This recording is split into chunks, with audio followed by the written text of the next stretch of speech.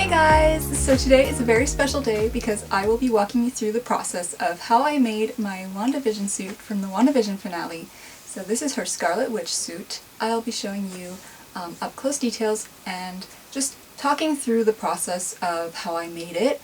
I'm actually wearing my WandaVision makeup that I did for the Wanda makeup tutorial. So this was a really extensive build. For me, I usually like to make like one really elaborate build per year and then focus on a little bit easier costumes throughout the rest of the year. Even though we're in quarantine and we're not going to conventions, I needed to keep myself busy, and I really loved the Scarlet Witch suit from the finale of WandaVision, so I really wanted to make it. Ever since I saw that episode, I'm sure like everybody else, everyone needed to have that costume. It was so beautiful. So I'm just so happy that I finally made it and was able to document the whole process for you guys. So I filmed this whole thing on my TikTok, and I also uploaded it to Instagram Reels, and everyone just loved it, which made me so happy. For the bodice, I started off with the bodice pattern. So what I did was I covered myself in plastic wrap and then added duct tape on top of that. I'm going to be showing throughout this whole video my TikToks and Reels on the side here in a split screen, just so you guys can understand what I'm talking about. So for the bodice, I did a duct tape pattern on my own body. So once that was done, I cut the pattern out and I put it onto foam. Now what you use for this is floor mat foam, and cut out the foam, and then you basically glue it together. So to glue it together, I actually used hot glue. Usually I love to use contact cement because it holds a lot better, and when you're shaping the foam it doesn't fall apart and it doesn't open up the seams again. So it's a lot better to use contact cement if you guys can. So what I did was I shaped the pieces before I glued them together. Yeah, so after that I started on the middle piece here. So this piece was also made out of the exact same foam that you see the base bodice made out of. And then I basically just drafted the details by hand by using like a light board and then flipping it over to mirror it on the other side. So after that I took my pattern that I made for this middle piece and I put it onto the floor mat foam. I traced it out.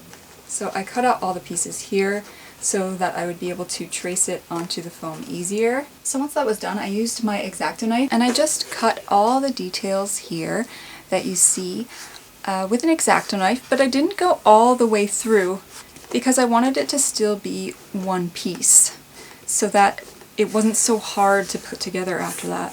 So I ended up cutting this with an X-Acto blade, all the details here, and I only went about halfway through the foam.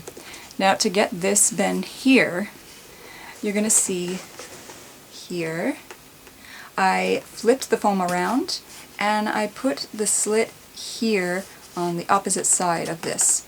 And the reason you do that is when you heat it with the heat gun, it splits open the seam and you're able to bend this easy so that you can fold it like that. That's a little trick that I learned while I was working on my Percy Jackson armor to make the muscles, and it was really, really cool and worked really well. So I then taped it all off with painter's tape, which from my experience sticks really well to pieces that are plasti dipped, so you want to be careful. So what I ended up doing was I first plasti dipped the whole thing in black plasti dip, and then I taped it off to do the different colors. So that was a bit difficult because, like I said, the painter's tape really likes to stick to plasti dip because it's a rubber coating. And then I just did the different colors after taping it all off. So after I made the middle piece here, what I did was I made a duct tape pattern onto the rest of the bodice. And then I drew out where I was going to cut the seams here for the different parts of the fabric. So as you see, I created a seam here down the side to the middle here, and I noticed actually she does have that seam there after looking really closely at some of the behind the scenes photos. So once I drew that out, the duct tape pattern, I ended up using something very exciting called Cobra Cast. And it basically works like Warbler, but it's a bit different. Now, I'm by no means an expert in Cobra Cast, however, I have used it quite a bit now on this build, and I did a lot of trial and error and experimenting. I cut out a little piece here. I'm going to demonstrate to you guys how to use it. It's a lot more pliable than Warbler, as you can see, and it's a lot thinner than Warbler. It's about as thin as like cardstock, but it has a little bit of a grid here, so it's kind of like a mesh. So they have like mesh woven into it. It's a thermoplastic, just like Warbler, but because it has this mesh, it's really durable. So you'll find that you can stretch it a lot better than Warbler and not have it rip apart. I also find it's really sticky. It's a lot stickier than Warbler as well, and it sticks to itself really well. But the best thing about it, in my opinion, is it sticks super well to fabric, and it also sticks to foam really well. You could also sew through this stuff, which makes it awesome. The way that I use the Cobra Cast is basically as a fabric stabilizer to sandwich in between the fabric and my foam armor piece. The reason I chose to do it this way is because it's so much easier than just gluing it straight to the foam, just because I didn't want to get any lumps. Let's say if you're like hot gluing or something, I didn't want to get unevenness. I cut out all the pieces I needed out of Cobra Cast as well as my fabric. So the fabric is from this amazing magical company that makes replica superhero fabric called Parallel Life Studios. So this is the fabric. As soon as I saw this fabric when he came out with it, I knew that I had to have it.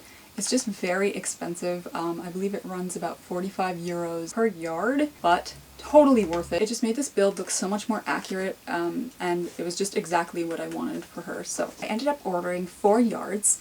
That was enough for me. I ended up patterning my entire costume ahead of time so that I knew exactly the amount of fabric that I would need. So for the bodice, I stuck the fabric pieces I cut out that were the exact same shape as the Cobra Cast, and I ended up folding them over. So I left about half a centimeter to a full centimeter of space around the pieces. Folded them over to give kind of a hem. So here is where I folded it over. So it's basically just tucked under itself, and it's stuck to the Cobra Cast. I apologize, here I have a bunch of makeup on the bodice, which I'm gonna have to go over with paint again because I had to cover my tattoos and my arm was touching the bodice, so that's the reason for it looking like that after my photo shoot. Okay, so another thing about this fabric is that when it arrived, it was really pink, so I ended up painting all the panels before cutting out all the fabric pieces. For this piece, I made it out of craft foam. So for here, for the back, I created foam pieces here, like she has something similar. It's really hard to see photos, like reference photos, but it looks something like this. And I ended up gluing a zipper underneath and then stuck it to the inside of the bodice. For the leggings, this leggings fabric is actually by the same guy who made the rest of the fabric. I patterned it out by wearing an old pair of leggings, and after that I drew on them where I wanted these details to be with the stripes and the points. I wanted something stretchy for the details, so I chose this stretchy like scuba fabric from my local fabric store, and I basically made my own bias tape with that for these details here, and I even used it for these. However, for the silver pieces, what I did was I got vinyl. It's iron-on transfer vinyl for like the Cricut. That's what I did for these silver pieces. I covered the same fabric as this in the vinyl, and then I just sewed it directly to the pants. So I'm going to show you guys the skirt. I ended up making the skirt into 4 different pieces because I really wanted it to be very flowy. So I separated the panels where you see the stripes, just so it could hide the seams like hers. So she has the stripes here. She has 2 stripes in the front, she has 3 stripes at the back. So that's the back of the skirt. I finished off the skirt with a little bit of ribbon here, and then I had to create a V here because it was going on top of the bodice and not under it. I didn't want you to see the skirt line across the back. I lined the skirt with a really nice, like, kind of silk, and then here I added the Velcro to the top here so that it could stick directly to the bodice. I had to make a top panel here at the waistband of the skirt because the fabric wasn't long enough. So for the peplum, I basically just did the same thing I did with the top. I taped this off, I spray painted it, and then glued it all together. So I apologize in advance since the gloves are a bit of a mess after wearing them. Again, I have to cover all my tattoos on my arms, so the inside has so much makeup on it. For the arm warmers, I patterned them out by getting a base glove in white. So I drew out where I wanted all the lines and stuff to go, and then I basically cut it out from the middle of the back because I noticed that she has her seam up the middle of the back of the gloves. So I ended up cutting out the pattern, just gluing the foam with hot glue directly to the fabric. Now, that's not honestly the best plan of action for this, so I'm not going to go into too much detail for that because it's not really the best way to make these gloves, just because the foam doesn't really stretch, and so when you're putting them on, it's very hard to get on. It has a little bit of give, but really not a lot. I had to make these all separate pieces because I was running out of fabric. I couldn't make it all one piece. It makes it a lot easier to get on. I just tuck it in like that when I wear it.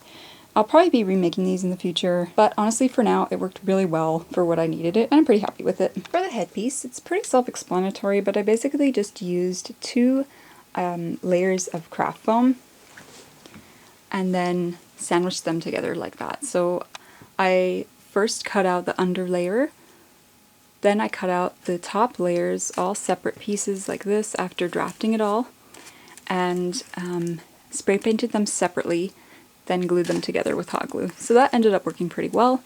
The wig was made by Wigs by Aileen, by my sister, at A Little Android.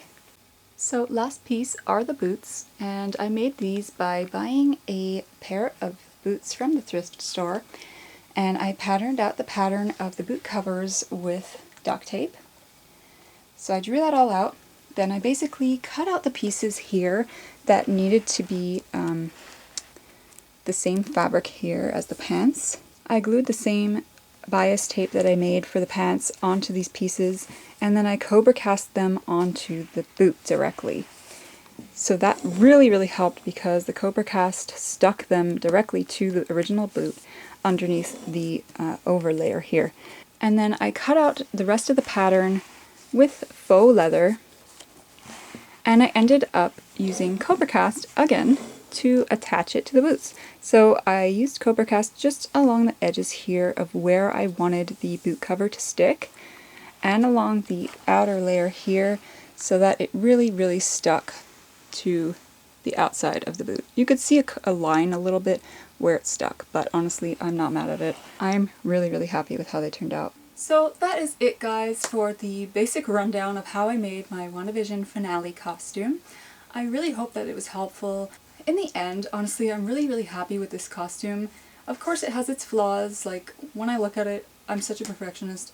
I'm looking at things like, oh, the bodice could have been longer, I want to remake the back piece, I have to find out a way to make the arm things a bit more stretchy. I was really eager to see the full thing done, and I was getting so excited to wear it and photo shoot it, so of course I did cut a few corners like with the gloves, but in the end I'm really happy with everything. I hope that this was informative for if you guys want to make your own Scarlet Witch suit from WandaVision. So thank you so much, guys, for all your love and support with this project. I got loads and loads of questions for how I made it, and people were so interested in the process and showing me so much support. I'm just forever grateful that you guys really enjoyed this and that you came with me along for the ride. It was so fun. Bye, guys! Like, comment, and subscribe.